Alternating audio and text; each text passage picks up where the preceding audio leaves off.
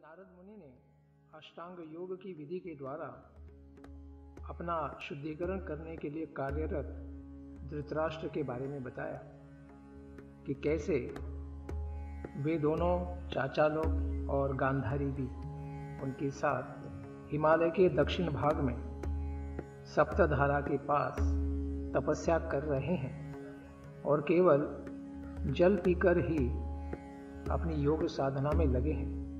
संसार के सारे विचारों से विरक्त हो चुके हैं। तो ऐसी विधि के बारे में युधिष्ठिर श्रवण करते हुए पूछते हैं कि ऐसी विधि से क्या लाभ प्राप्त होता है। तो बताते हैं, जीतासनो जीत श्वासः प्रत्याहृत षडिन्द्रियः हरि भावनया ध्वस्त रज सत्व तमो मलः।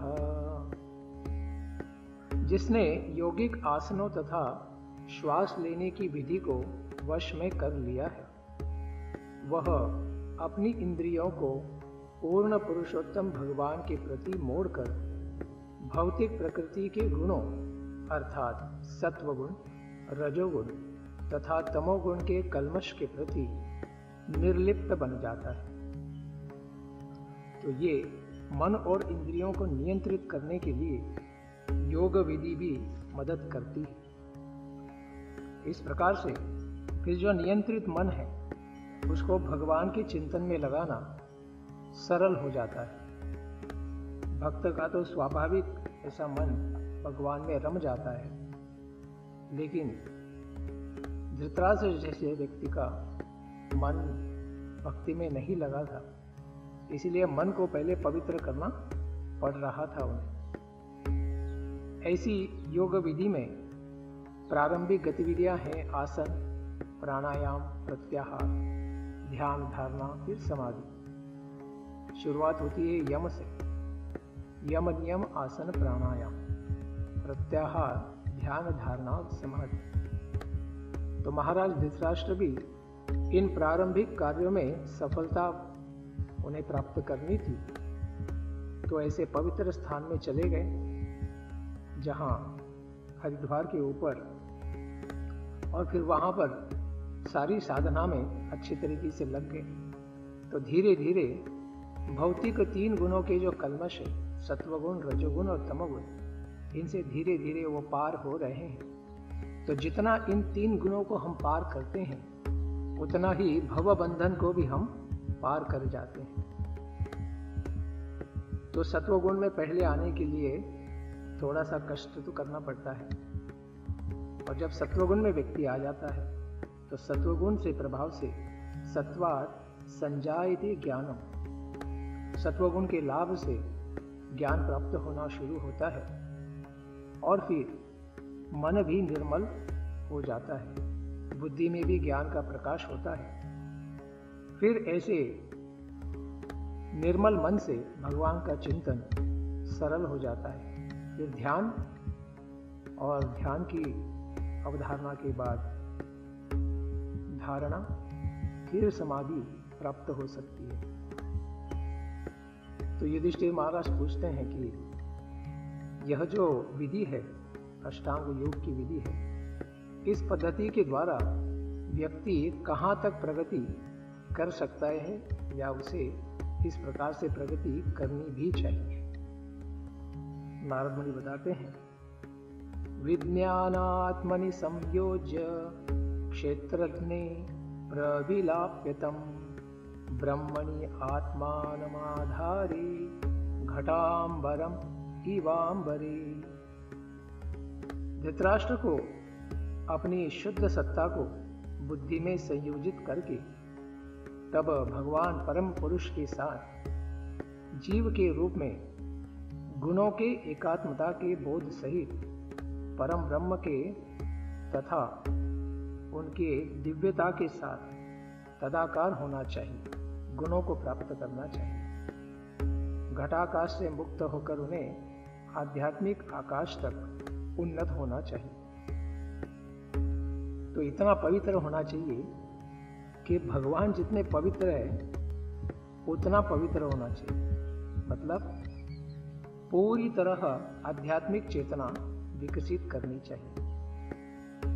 तो गुणात्मक रूप से तो हम तादात्म्य आध्यात्मिक बन सकते हैं, लेकिन मात्रा में तो हम जीव हैं, तो भगवान के जितने महान तो नहीं बन सकते।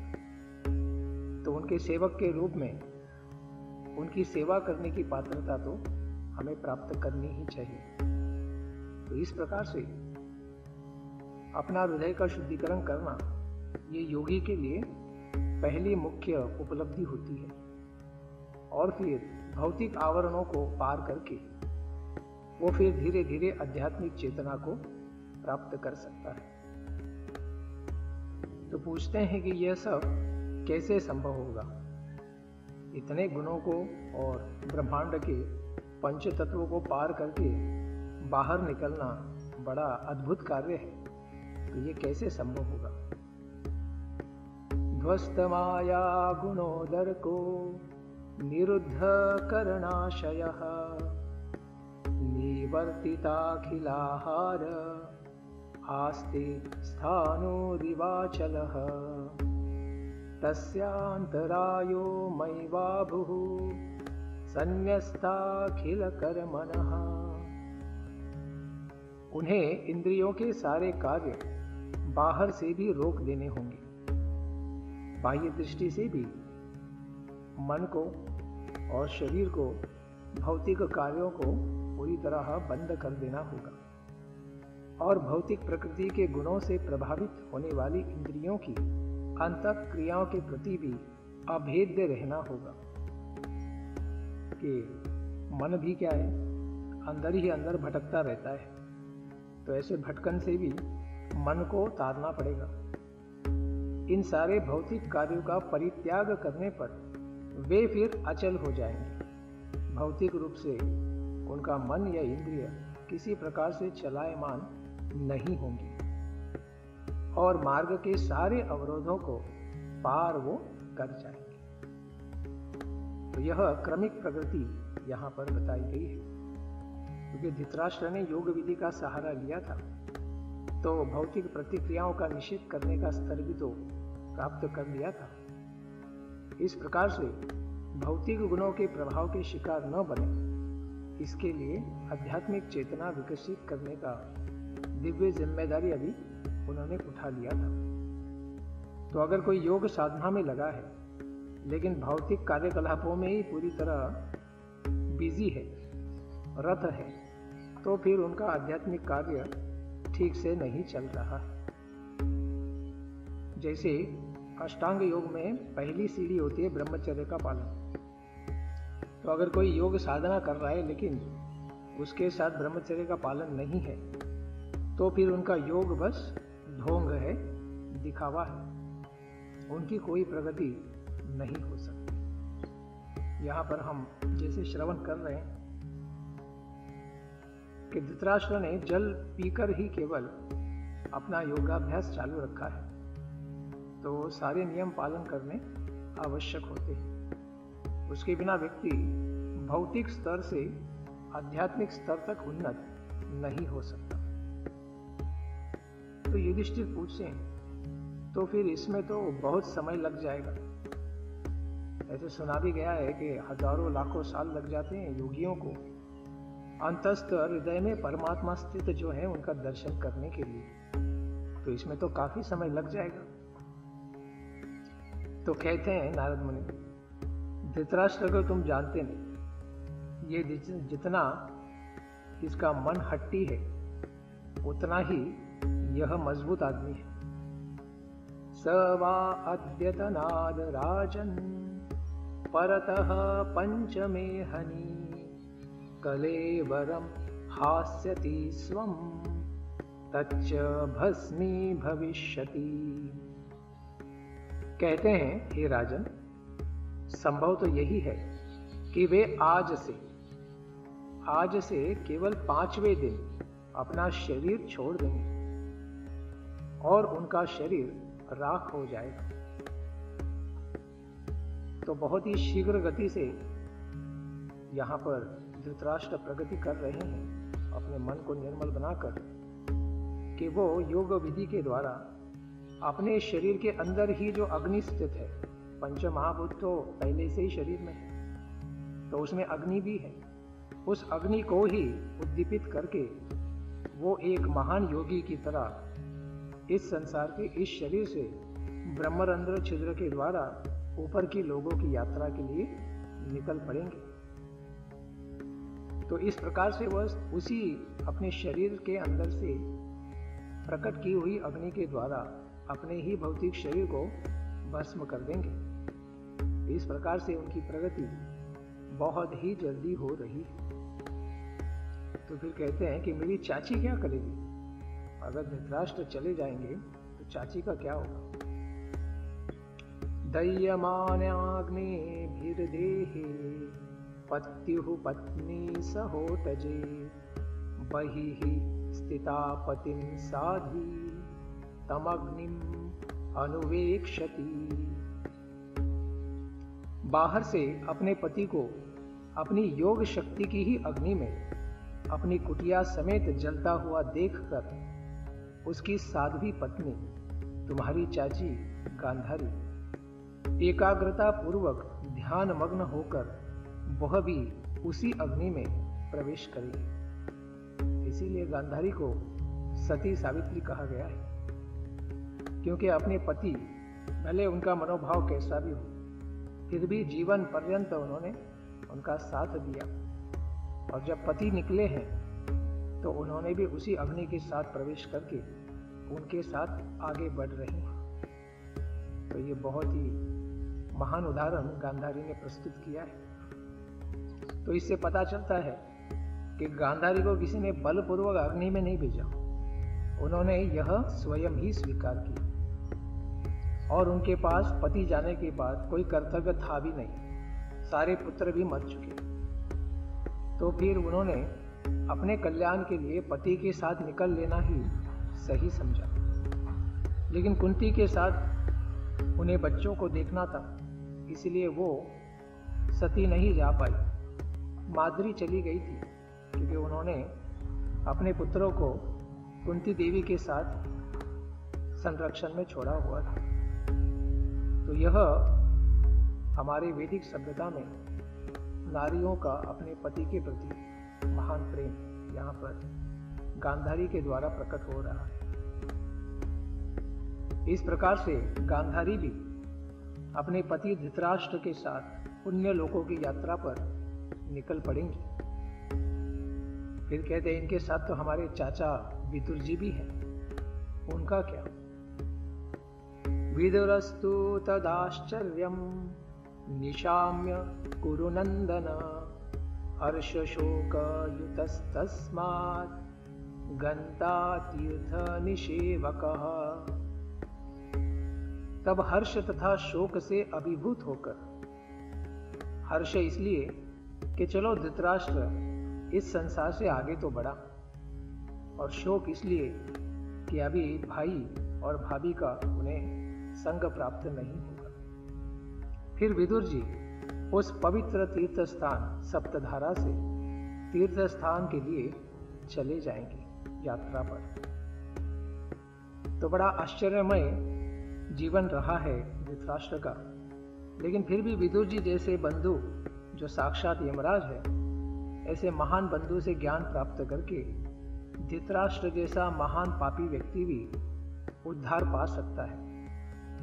तो धृतराष्ट्र का एक गुण था, वो विदुर जी से हमेशा प्रेम करते थे, लेकिन उनका भौतिक इच्छाओं के कारण दिया हुआ ज्ञान पालन नहीं कर पा रहे थे, और दुर्योधन, दुशासन और शकुनी के साथ रहने के कारण अपने अंदर थोड़ी भी अच्छाई है उसका विकास वो नहीं कर पाए थे।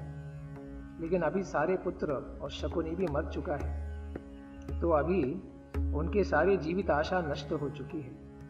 फिर उन्होंने विदुर जी के दिए हुए ज्ञान का पूरा लाभ लिया, और इस प्रकार से उन्होंने अपने जीवन में एक परिपूर्णता के मार्ग पर कुछ कदम तो वो आगे बढ़ ही गए। यही लाभ होता है भगवान के भक्तों के साथ दिव्य सत्संग प्राप्ति का। महान से महान पापी व्यक्ति भी आगे बढ़ सकता है। फिर इसके बाद क्या हुआ? यह दिव्य समाचार जो एक तरह से शुभ है, तो इस समाचार को देने के बाद नारद मुनि निकल लेंगे। इत्युक्त्वाथारूहत स्वर्गं नारदः सह तुम्बुरुः युधिष्ठिरो वचस्तस्य हृदि कृत्वा जहांश्चुचः। ऐसा कहकर महर्षि नारद जी अपनी वीणा या तुम्बुरु समेत बाह्य अंतरिक्ष में भ्रमण करने के लिए चले गए। युधिष्ठिर ने उनके दिए हुए दिव्य उपदेशों को अपने हृदय में धारण किया, जिससे वे सारे शोकों से पूर्णतः मुक्त हो गए थे। क्योंकि नारद मुनि ने यह पहले कह दिया, भगवान ने अपने अवतार के कार्यों को पूर्ण कर लिया है और अभी कुछ छोटे कार्य शेष हैं, उसके लिए वे भी प्रतीक्षारत हैं। और आप लोगों को भी जब तक भगवान है तब तक आपको भी इस संसार में रहना है, और जैसे ही भगवान चले जाएंगे तो आप लोग भी निकल लेना, जैसे धृतराष्ट्र भी गांधारी भी निकल चुके हैं। तो इस प्रकार से हर एक को आध्यात्मिक अपना विकास करना है और भगवान के चरणों तक पहुंचना है, उनके निज धाम में। तो उसके लिए हमें क्रमिक प्रगति करते रहना चाहिए। यही हमारे सनातन धर्म की शिक्षा है। तो इस प्रकार से महाराज युधिष्ठिर को नारद मुनि ने सारा संदेश दिया और उन्हें आगे बढ़ने का संदेश देकर वे स्वयं चले गए। इस प्रकार श्रीमद् भागवतम के प्रथम स्कंद के अंतर्गत नारद मुनि जी द्वारा धृतराष्ट्र का गृह त्याग का प्रसंग वर्णन करना, इसके तात्पर्य समाप्त हो गए। अभी हम आगे बढ़ेंगे। प्रथम स्कंद के सर्ग के अंतर्गत 14वां अध्याय, भगवान श्री कृष्ण का अंतर्धान होना। जैसे नारद मुनि ने पहले ही बताया था, उस प्रकार से भगवान अपनी लीला को समाप्त करके निज धाम गोलोक वृंदावन वापस लौटेंगे। तो इसका प्रसंग आगे हम श्रवण करेंगे। सूत उवाच संप्रस्थिते द्वारकायां जिष्णो बंधु दिदृक्षया ज्ञातुं च पुण्यश्लोकस्य कृष्णस्य च विचेष्टितम्। सूत गोस्वामी आगे कहते हैं, भगवान श्री कृष्ण तथा अन्य मित्रों को मिलने तथा भगवान से उनके अगले कार्यकलापों के विषय में जानने के लिए युधिष्ठिर महाराज ने अर्जुन को भी भगवान के साथ द्वारका के लिए भेजा। जैसा कि भगवद गीता में भी कहा गया है, भगवान इस पृथ्वी पर धर्मात्माओं की रक्षा करने के लिए तथा अधर्मियों का संहार करने के लिए ही अवतीर्ण होते हैं। तो कुरुक्षेत्र के युद्ध में भगवान के द्वारा सारे आसुरिक तत्वों का नाश किया गया है, और नाश करने के बाद भगवान ने अपने भक्त पांडवों को इस पृथ्वी के राज्य की सेवा करने के लिए नियुक्त कर दिया है। यह मुख्य कार्य उन्होंने कर लिया है। तो इसके पश्चात अभी देवता कहेंगे कि भगवान आप अपने दिव्य कार्य को संपन्न कर चुके हैं, तो आप अपने धाम अभी वापस लौट सकते हैं। इसका वर्णन हम सुनेंगे श्रीमद् भागवतम के 11वें स्कंद की कथा में। फिर अर्जुन द्वारका जाकर कितने समय के लिए वहां पर रहे थे। व्यतीताः कतिचिन्मासास् तदा नायात ततोऽर्जुनः ददर्श घोररूपाणि निमित्तानि कुरुद्वहः। कुछ महीने बीत गए, बाद में हम सुनेंगे कि 7 महीने चले गए थे। किंतु अर्जुन वापस नहीं लौटे। तब युधिष्ठिर महाराज को कुछ अपशकुन दिखने लग गए। कुछ ऐसी घटनाएं उनको दर्शन हो रही थी जिसके द्वारा उनका मन घबरा गया था और वे सारे अपने आप में ही अत्यंत भयानक ऐसे अशुभ लक्षण प्रकट हो रहे थे। क्योंकि भगवान पूर्ण पुरुषोत्तम श्री कृष्ण अनंत है और फिर यह संसार उनकी शक्ति से ही प्रकट है और वे तो स्वयं सूर्य से भी अधिक शक्तिशाली हैं। उनके केवल एक श्वास मात्र में लाखों करोड़ों सूर्यों की सृष्टि होती है और पुनः उनका संहार भी होता है। इस भौतिक जगत में सूर्य को समस्त उत्पादन करता तथा सारी भौतिक शक्ति का स्रोत माना जाता है और सूर्य के कारण ही हमें जीवन की सारी आवश्यकताएं भी उपलब्ध होती हैं। इसीलिए जब पृथ्वी पर भगवान स्वयं उपस्थित थे तो उस समय उनकी उपस्थिति के कारण हमारी शांति तथा संपन्नता का सारा साज सामान, विशेष रूप से धर्म तथा ज्ञान, अपनी चरम अवस्था में थे। जिस प्रकार चमकते सूर्य की उपस्थिति में सर्वत्र प्रकाश झलझलाता है, महाराज युधिष्ठिर को अपने राज्य में कुछ न्यूनताएं दिखी। इसीलिए वे अर्जुन के विषय में अत्यधिक चिंतित हो उठे, जो काफी समय से वहां से अनुपस्थित था और द्वारका की भी कुशलता का कोई समाचार उन्हें नहीं मिला था। उन्हें भगवान श्री कृष्ण के अंतर्धान होने की आशंका होने लगी, क्योंकि ऐसे भयानक अपशकुन तो यही दर्शाते हैं कि कलियुग प्रारंभ हो रहा है। तो ऐसे कौन से लक्षणों को युधिष्ठिर महाराज ने दर्शन किया था? कालस्य च गतिम रौद्रा विपर्यस्तुर तुर्धर्निमः पापीयसिं नृणां वार्तां क्रोध लोभान नृतात्मनाम्। उन्होंने देखा कि सनातन काल की गति बदल गई है और यह अत्यंत भयावह था। ऋतु संबंधी नियमितताओं में व्यतिक्रम हो रहा है। सामान्य लोग अत्यंत लालची, क्रोधी तथा धोखेबाज हो गए हैं और वे देख रहे थे कि वे सभी जीविका के अनुचित साधन अपना रहे थे। पेट पालन के लिए सारे पाप करने लग गए हैं और ऋतु चक्र जो है, वर्षा ऋतु शरद ऋतु में चली गई है और एक ऋतु फूग कर दूसरे ऋतु में घुस गई है और गर्मियों में बारिश हो रही है, सर्दियों में बारिश हो रही है। तो यह सब क्या है? ऋतु चक्र में अनियमितता का दर्शन उन्हें दिखने लगा और लक्षण बताते हैं। जेय प्रायं व्यवरितं शाठ्य मिश्रम च सौहृदं पितृमातृ सुहृद्भ्रातृ दंपतीनां च कलकनम। सारे सामान्य लेन देन, यहाँ तक कि मित्रों के बीच में भी व्यवहार तक कपट के कारण दूषित हो गए हैं। पारिवारिक मामलों में पिता, माता तथा पुत्रों के बीच भी और शुभचिंतकों के बीच भी, भाई भाई के बीच भी सतत गलतफहमी उत्पन्न हो रही है। यहाँ तक कि पति तथा पत्नी के बीच में भी सदैव तनाव और झगड़ा होता रहता था।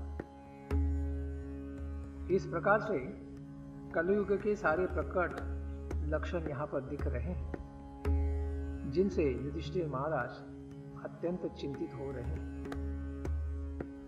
पाखंडमय संसार को भगवान की भक्तिमय सेवा की प्रतिक्रिया द्वारा ही रोका जा सकता है और भगवान से जब हम अलग हो जाएंगे, भगवान हमारे दृष्टि के ओझल हो जाएंगे, तो फिर व्यक्ति केवल भौतिक कर्मों में ही आनंद लेने का प्रयास करेगा और जहाँ भौतिक आनंद मिलेगा नहीं, वहाँ सारे भौतिक संबंध भी टूट के बिखर जाएंगे।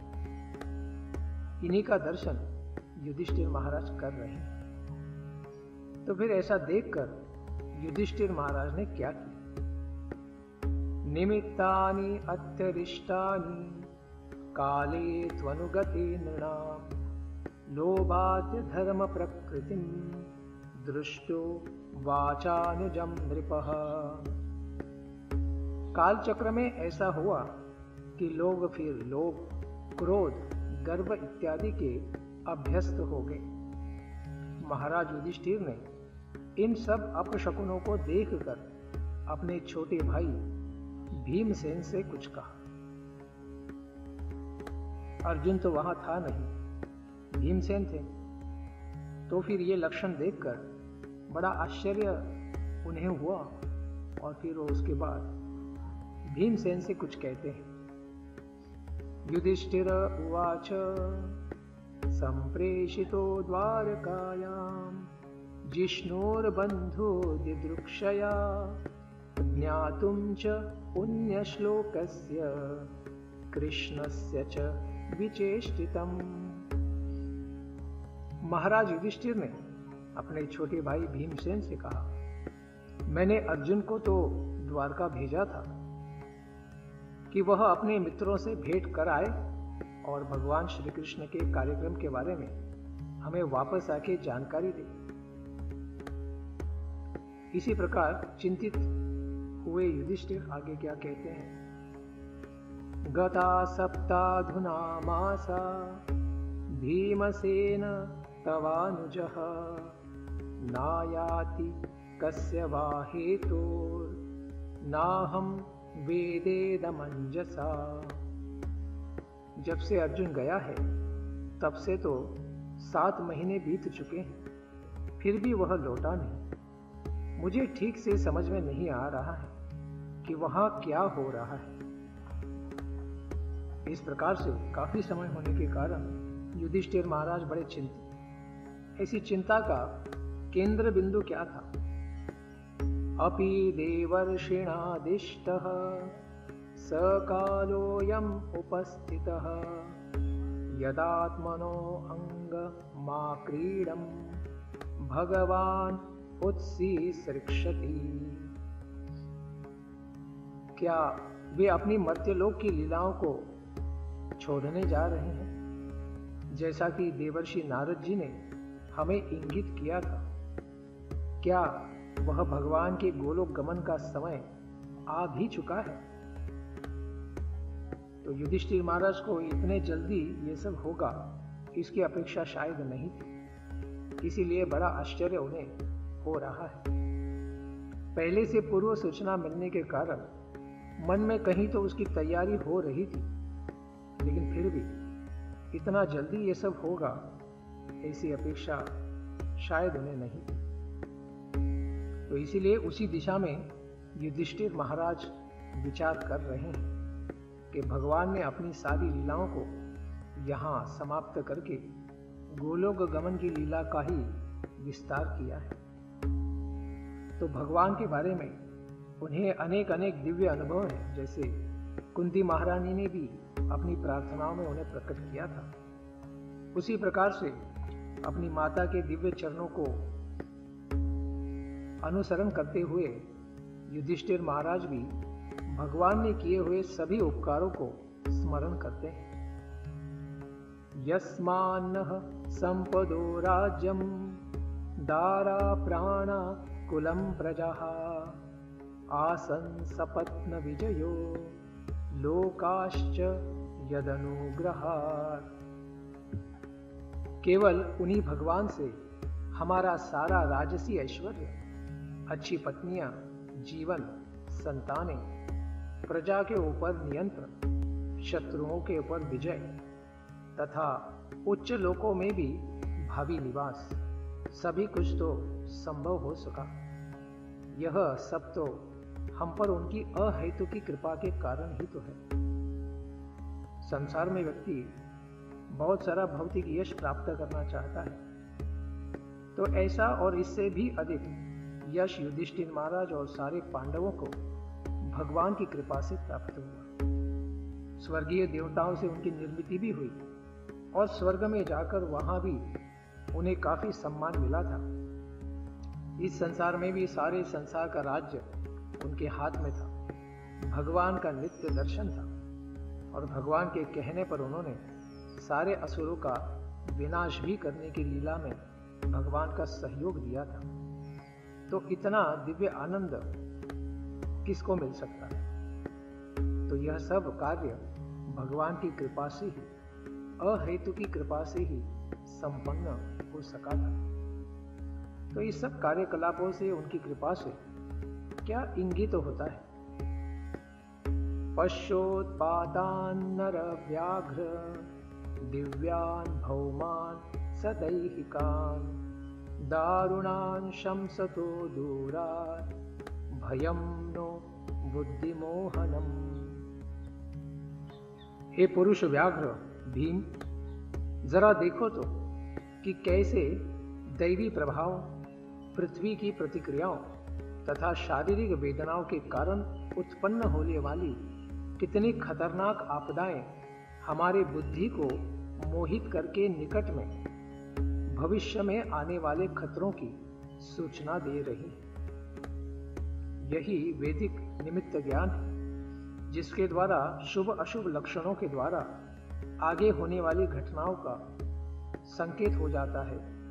वो सब चीजें इंगित हो जाती हैं। तो इसका पूरा ज्ञान युधिष्ठिर महाराज को साधु संतों की कृपा से प्राप्त था और भगवान ने भी समय समय पे उन्हें ये सब ज्ञान सिखाया था। तो अभी ऐसे भयानक अशुभ संकेतों को देखकर उनका मन घबरा रहा था। तो क्या सोचने के लिए ये सब प्रमाण रूप में देखा जा सकता है? तो कहते हैं कि ये तो निमित्त ज्ञान से ही संभव हो रहा है। उर्वक्षी बाहवो मह्यम स्फुरन्त्यंग पुनः पुनः वेपथुश्चापि हृदये आराध्यास्यन्ति विप्रियम्। मेरे शरीर के बायां भाग, मेरी जांघें, भुजाएं तथा आंखें बारंबार फड़क रही। भय से मेरा हृदय धड़क रहा है और ये सब मुझे अनिष्ट घटना को ही सूचित करने वाले हैं।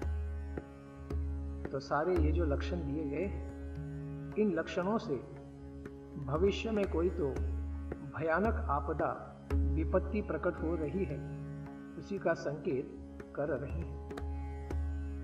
तो युधिष्ठिर महाराज कुछ अपशकुनों को अपनी बात को सिद्ध करने के लिए कहते हैं। शिवैषोद्यन्तमादित्यम् अभिरौत्य नलानना मामंग सारमेयोऽयम् अभिरेभत्य भीरुवत्। हे भीम, जरा देखो तो यह सियारिन किस तरह उगते हुए सूर्य को देखकर रो रही है, चिल्ला रही है और अपने मुंह से अग्नि उगल रही है। और यह कुत्ता, इसे देखो किस तरह अत्यंत निर्भय होकर मुझे देखकर मुझ पर ही भूख रहा है। तो ये भयानक लक्षण युधिष्ठिर महाराज ने अपने जीवन में कभी देखे नहीं थे। पहली बार ही यह सब दर्शन उन्हें हो रहा है। और क्या अपशकुन देखा उन्होंने? शस्ता कुर्वन्ति मां सव्यं दक्षिणं पशवो परे वाहांश्च पुरुष व्याघ्र लक्ष्ये रुदतो मम।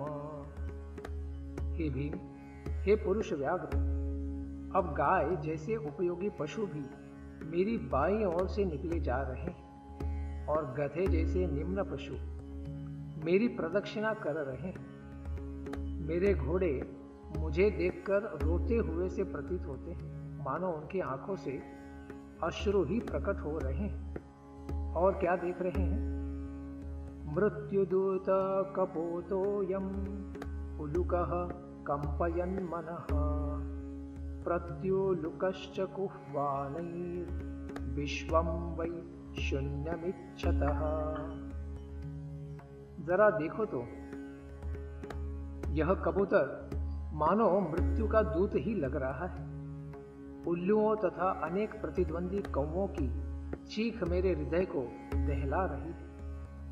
ऐसा प्रतीत होता है मानो वे सब संपूर्ण ब्रह्मांड को शून्य बना देना चाहते हैं। और क्या दर्शन करते हैं? धूम्रादिशः परिधयः कंपते भुः सहाद्रिभिः निर्घ्रातश्च महांस्तात साकं च स्तनयित्नुभिः। जरा देखो तो, किस तरह यहाँ धुआं आकाश को घेरे हुए है। सूरज भी दिखाई नहीं दे रहा है। ऐसा प्रतीत हो रहा है मानो पृथ्वी तथा पर्वत भी कांप रहे हैं। बिना बादलों की यह गर्जना तो जरा सुनो, और आकाश से गिरते हुए वज्रपात को भी तो देखो। सब संसार में ये सब दुखी चीजें हमें दर्शन में आ रही हैं। तो यहां पर भी देख सकते हैं, इतना कोहरा लगता है कि सूरज के दर्शन नहीं होते। तो यह सब क्या है? कलयुग के ही सारे लक्षण प्रकट हो रहे हैं। वायुर्वाती खरस्पर्शो रजसा विसृजं स्तमः असृक् वर्षति जलदा बिभत्सम इव सर्वतः। वायु बड़ी तेज से बह रही है और वह सर्वत्र धूल बिखराकर अंधेरा उत्पन्न कर रही है। बादल भी सर्वत्र रक्तिम आपदाओं की वर्षा कर रहे हैं। पहले युधिष्ठिर महाराज के राज्य में बादल सिर्फ रात को ही वर्षा करते थे, लेकिन अभी बेरोक टोक दिन में भी वर्षा हो रही है और असमय भी, गर्मियों में भी वर्षा हो रही है, सर्दी में भी वर्षा हो रही है। तो यह सब क्या है? भ्रमित करने वाला वातावरण प्रकट हो रहा है। सूर्यं हतप्रभं पश्य ग्रहमर्दं मिथो दिविः ससंकुलैर्भूतगणैर्ज्वलिते इव रोदसी। सूर्य की किरणें बड़ी मंद पड़ रही हैं, इनमें विशेष उष्णता नहीं और तारे परस्पर भिड़ रहे हैं, ऐसा ही प्रतीत हो रहा है। भ्रमित जीव जलते हुए तथा रोते हुए से प्रतीत हो रहे हैं। सब जगह दुख का वातावरण छा रहा है। और नदियों के बारे में, नद्यो नदाश्च क्षुभिताः सरांसि च मनांसि च न ज्वलत्यैरग्निराज्येन कालोऽयं किं विधास्यति। नदियां, नाले, तालाब, जलाशय तथा मन भी सभी विक्षुब्ध हैं। घी से अग्नि नहीं जल रही है। यह सब कैसा असामान्य समय आकर खड़ा हो गया है। आखिर क्या होने वाला है? न पिबन्ति स्तनं वत्सा न दुह्यन्ति च मातरः रुदन्त्यश्रुमुखा गावो न ऋष्यन्त्य ऋषभाव्रजे। बछड़े न तो गांवों के थनों में मुंह लगा रहे, न गौवें भी दूध दे रही।